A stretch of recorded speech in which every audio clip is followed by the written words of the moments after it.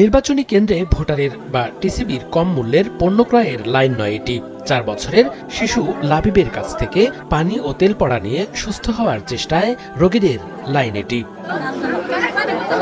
দর্জি ও কাপড় ব্যবসায়ী আব্দুল ওয়াহাবের শিশুপুত্র দিচ্ছেন পানি ও তেল পড়া, আর তাতেই সুস্থ হচ্ছেন ক্যান্সার থেকে শুরু করে যে কোনো রোগী, এমনটাই দাবি শিশু লাবিবের স্বজনদের।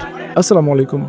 গতকালকে প্রথম আমার চোখে এই নিউজটি পড়লো, যেখানে একজন 4 বছরের বাচ্চা ঝাড়ফুঁকের মাধ্যমে অসুস্থ রোগীদেরকে সুস্থ করছিল। তো তারপর আমি ডিসিশন নিলাম যে এটা আসলে কিভাবে সম্ভব। 4 বছরের একটা বাচ্চা, সে কি বা জানে, আর তার ঝাড়ফুঁকের মাধ্যমে যে কোনো রোগ ভালো হচ্ছে, এটি আসলে কিভাবে সম্ভব। তারপরে আমি একটা টিমের সাহায্য নিয়ে এটি কিভাবে সম্ভব এবং কোন কোন কারণে এরকম কিছু হতে পারে সেই বিষয়ে অ্যানালাইসিস করা শুরু করেছিলাম, এবং আজকে আমরা একটা ডিসিশনে উপনীত হয়েছি। সম্মানিত দর্শক শ্রোতা, আজকের এই ভিডিওতে এটি নিয়ে আলোচনা করব যে কিভাবে একজন শিশুর ঝাড়ফুঁকের মাধ্যমে কারো সমস্যার সমাধান হতে পারে অথবা কারো রোগ নিরাময় হতে পারে। শুধু এটি নয়, বাংলাদেশের অনেক প্রান্তে এরকম কিছু ঘটনা দেখা যায় যে 4-5 বছরের বাচ্চারা তারা ঝাড়ফুঁকের মাধ্যমে অনেক অসুস্থ রোগীকে নিরাময়ের দিকে নিয়ে আসেন। তো এখানে মূলত কারণ থাকে 3টি।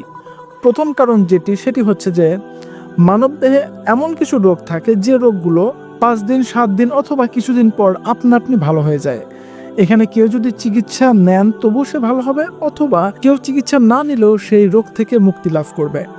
এবং দ্বিতীয় যে পয়েন্টটি, সেটি হচ্ছে যে কিছু কিছু রোগ শুধুমাত্র বিশ্বাসের মাধ্যমে ভালো হয়ে যায়। যখন ব্রেন মনে করে যে না, আমি সুস্থতা লাভ করছি অথবা আমি সুস্থ হচ্ছি, তখন সেই রোগটিও আপনা আপনি নিজেই সার্ভাইভ করে সুস্থের পথে চলে আসে।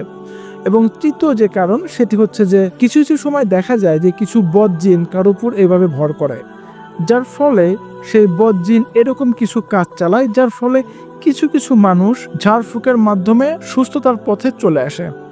এখন মূল যে ব্যাপারটি, কোনো জিন যদি চায় যে আমি কারোর উপর ভর করব এবং কারো উপকার করব, তবে সে করতে পারে। কিন্তু পৃথিবীর বুকে যে জিনগুলো রয়েছে, বেশিরভাগ জিনই কিন্তু বদ জিন। কারণ পৃথিবীতে যেমন মানুষ বসবাস করে, তেমনি জিনদেরও একটি বসবাসের জায়গা রয়েছে। সেখান থেকে যারা বদ জিন, তাদেরকেই পৃথিবীর বুকে পাঠিয়ে দেওয়া হয়। তো এখন বিষয় হচ্ছে যে তারা যদি পৃথিবীর বুকে ভালো কিছুই করবে, তাহলে কেন তারা তাদের সেই জিনের যে আশ্রয়স্থল সেটি থেকে বের হয়ে আসলো। তো যাই হোক, এখানে অনেক প্রশ্ন থাকে। তো এত কিছু না বলে আমরা মূল বিষয়ে আসি। মূল বিষয় হচ্ছে যে আমি যে 3টে কারণ বললাম, এই 3টে কারণের যে কোনো একটি কারণ এখানে হতে পারে। আর সবচেয়ে বড় যে ব্যাপারটি, এখানে যারা ঝাড়ফুঁক নিচ্ছে সবাই কিন্তু সুস্থ হচ্ছে না। শতকরা কিছু লোক, আমি বলবো হয়তো বা 100-তে 20 জন যারা সুস্থ হচ্ছে, এবং যাদের কথাতে বাকি লোকরাও তার কাছে চিকিৎসা নেওয়ার জন্য আসছে। আর বাংলা একটা কথা আছে, হুচুকে বাঙালি। বাঙালিরা যখন একটা কিছু দেখে তার উপরে সবাই হুমড়ি খেয়ে পড়ে। তো যাই হোক, এর সত্যতা অবশ্যই উন্মোচন হবে, কারণ সত্য কখনো চাপা থাকে না। আর এমন যদি কিছু হয় যে কিছু লোক তাদের স্বার্থের জন্য এমন কিছু কাজ করাচ্ছে, আমি বলবো 4 বছরের বাচ্চার জন্য এটি খুবই কঠিন একটি কাজ।